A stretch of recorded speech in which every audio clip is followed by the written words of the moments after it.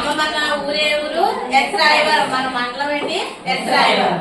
ఎస్రాయవరంలో మనకి ఒకటి మర్చిపోయాం మనం ఇన్ని రోజులు. ఈ నాటకాలు ఇవన్నీ వేస్తామంటే ఒక వ్యక్తి ప్రభువుల వల్ల మనం ఇలా చేయగలుగుతున్నామని నా అభిప్రాయం. అది ఎలాగంటే గురజాడ వెంకటప్పారావు గారు మన ఎస్రాయవరం గ్రామంలో పుట్టారు. ఆయన కోసం చిన్న గేమ్, అతని కోసం ఇది చేస్తాను.